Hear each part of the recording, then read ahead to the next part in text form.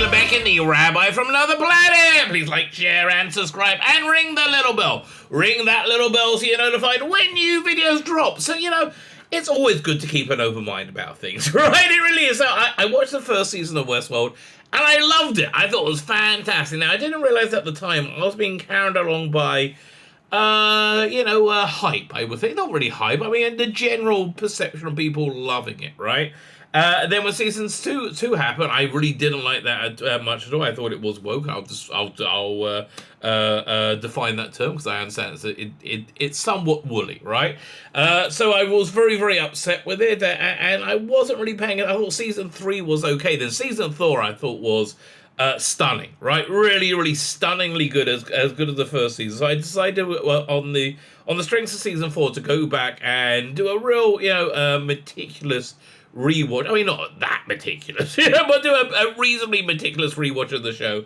I'm reevaluating it, and it's fantastic. I mean, for me, I think it's one of the most important science fiction television series of all time. I will put it, really up there. I'll put it up there with like the reboot of Babylon 5. Not Babylon 5. Battlestar Galactica. I was just reading they're planning on rebooting Babylon 5. Don't reboot anything right now, okay? It's always bad news. Why is it bad news? Because I mentioned the term woke before. So woke is the uncomfortable platforming of ideology on an existent successful franchise with a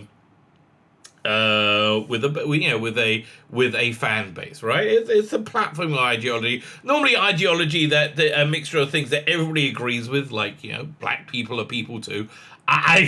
Who doesn't think that? I mean, really? I wonder if you've ever met anybody who doesn't like somebody because they're black, they're gay, they're a woman.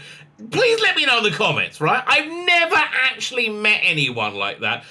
I think I know some exist, but I think they're somewhat of a fantasy. Anyway, so, the general gestalt understanding of season 2 was it was very woke, right? It fit into that.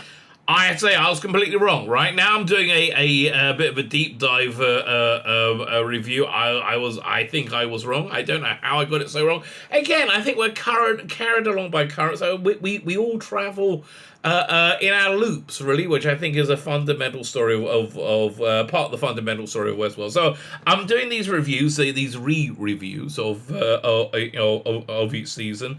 But my message to you is this: sit down and watch it, right? Just sit down and watch it.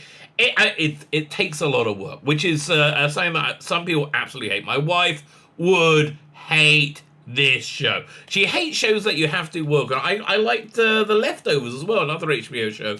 Up until the last episode, I think they didn't understand the last episode. I'm saying they, not me. I think they just went completely in the wrong direction. But up until then, I really, really liked it. But it was also a show that needed a lot of work. I find things that entertainment that needs you to struggle, to pay attention, to look what's going on, which Westworld really needs you to do. Hopefully there's something deeply rewarding for you at the end of it, which I really feel there is with Westworld. Fine, so I'm going to get into the review. Please like, share, and subscribe to the channel. Thank you very much. That'd be fantastic. I'm very, very grateful.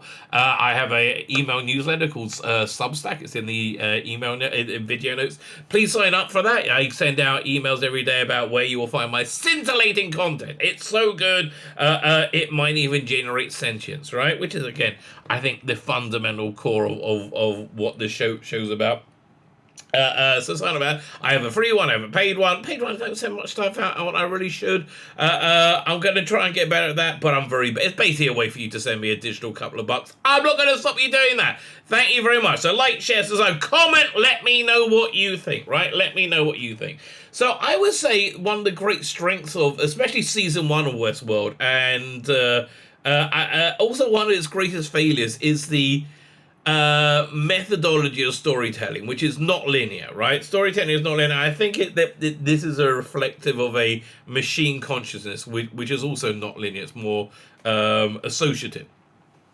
So, on a certain level. But also I think it's these are cool storytelling tricks to, like, make you go, ooh, isn't that cool, right? But normally when you have these cool storytelling tricks, it's there cover up a lackluster story underneath it, right? When you have all these tricks, it's always nearly there to hide that this is really a bit of dreck. It's what you're watching.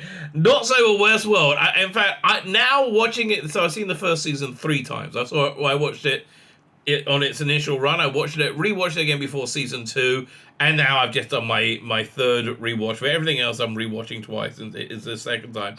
I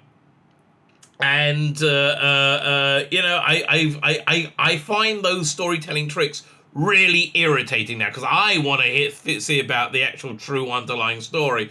Although storytelling tricks are done somewhat beautifully. Well, how are they done? We have multiple different timelines going on at the same time, but again, I feel it's somewhat distracting, right? Somewhat distracting. So what is Westworld? What is Westworld? Well, Westworld is based on a Michael Crichton, I think it's a novel. I think it's a novel that got turned into a film. It might have been a film that got turned into a novel. I know. Michael Crichton always been interested in theme parks and the science of human play and the technology of human play, about how deeply we go into that.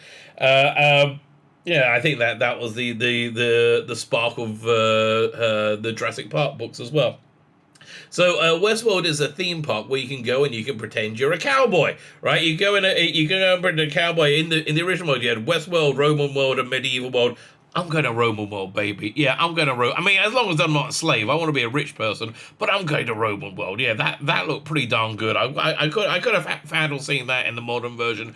Guess not, right? Guess not. But it's a theme park where people get to go and play act, and they play act with robots or these perfect robots that you can't tell are not human. But what is really much more interesting, more than the mechanical development of these robots, it's much more their intellectual development, right? How you go from being a game character into being a sentient being. And that is a fascinating story. And that is the story of Westworld. So the first season is subtitled, I think, The Maze. This is the maze. This is the maze I'm talking about. And as you find out as you go along, it's a maze towards sentience. It's a maze towards being awake, being aware, being self-aware. This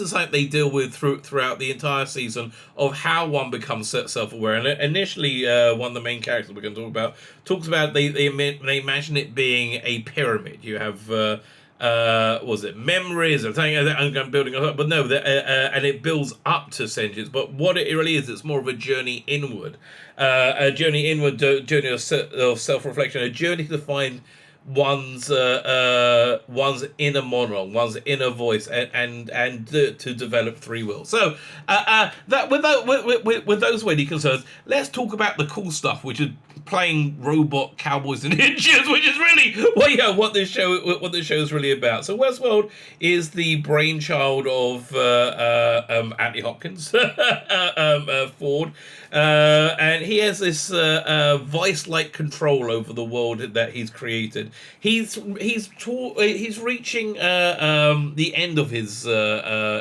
career, end of his life. He feels.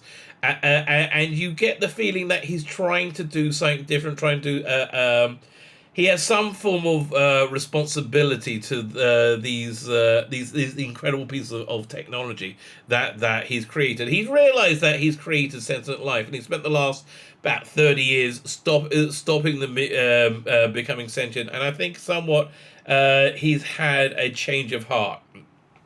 To a great degree. Now, I said the story, and you only find out towards the second half of the season. The story is really told in several different time frames, but there is some beautiful digital de-aging over here. I mean, it's just perfect, right? I mean, we know Anthony Hopkins because he's been a movie star for years and years and years.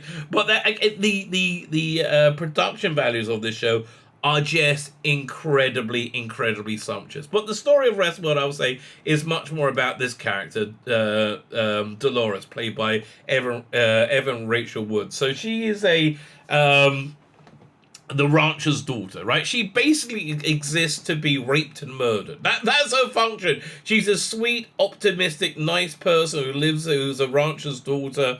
And one of the side quests you can go on there is you can go black hat, you can be a bad guy, and you can go and murder the rancher and his wife with a couple of desperados, and then rape and murder Rachel Wood here. So that's interesting that's what her function is. But much more fascinating is how she comes to sentience, right? And the way these robots work is they have to keep erasing their memories. But if they're able to access their older memories, which is what happens in the first episode, at that point sentience starts to build, right? And it transpires. There are many times that she's woken up and become sentient. They keep putting her back into being was it automaton again? But once she finds her way there one time, she will always keep finding her way there. So again, this season is really about her finding her way to sentience through this thing called the maze, and going through her memories of becoming self-aware the first time and the current time. So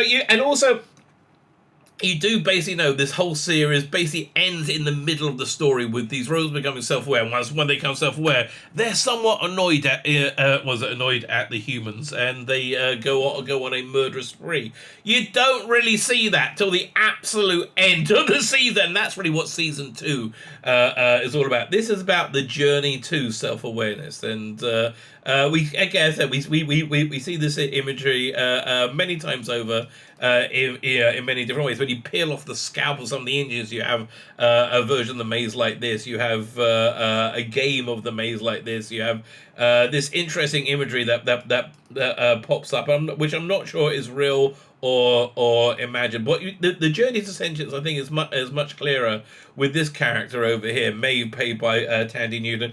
Freaking awesome! Oh my god, she is awesome, beyond awesome in this show. It's worth watching just for her performance.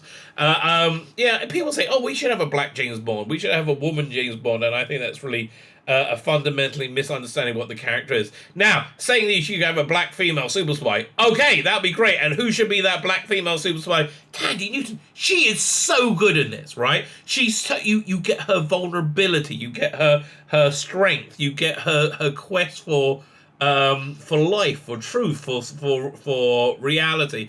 And a lot this season she is naked, right? The robots are kept in a very dehumanized way because they don't want them to become human. So whenever they're in the background of the theme park, they're always naked. So Tandy Newton is naked for followers. Looks awfully good, but you don't actually kind of notice how, because that's the strength of the acting job she's doing. So she also becomes self-aware. It's about her journey to sentience as well, and it's amazing like how it happens, because it's about emotional pain, right? Emotional pain was her key to reality. So her one of her initial roles was being another rancher with a daughter somewhere on the outskirts of Westworld. She's brutally murdered at one point by the closest thing to a villain the show has, the Man in Black. We're going to talk about him soon, and his her daughter's murdered, and that pain, right? That actual genuine pain of loss sparks reality, sparks sentience. Again, it's the quest for sentience in a really fascinating way. So after that, they erase her and they make her the madam of the local brothel, in which she becomes very close with Clementine here, played by Angela Safaran, who is unbelievably gorgeous. I mean, she is just unbelievably gorgeous in this. But at one point in the show, through the political machinations going on in the background of the running of the park, she gets killed to a certain extent. She gets deactivated. Again, this loss, this grief, signals a struggle for sentience, and there's just fantastic scene after fantastic scene, and she starts to realize the artificiality of life. I'm talking about Tandy Newton. There's this really fantastic scene where bank robbers rob the brothel, right? And it's always done to is it Paint It Black by the Rolling Stones, but a somewhat cinematic version, a operatic version, a classical version of it, and the more, and so she forms a relationship with one of the desperados robbing the brothel. Let's see if I can have a picture of him. Yes, oh yeah, this guy over here. And again, they start to bring each other to sentience. She's able to wake herself up when she's being repaired, and that's how we get introduced to these two.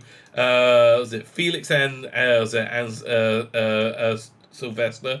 A great pair of like background nerds, right? Which become characters that you do genuinely care about. Another character who is quite objectionable, but you do grow to quite like him is Lee Sizemore, who is the writer of the narratives, essentially taking over from Ford.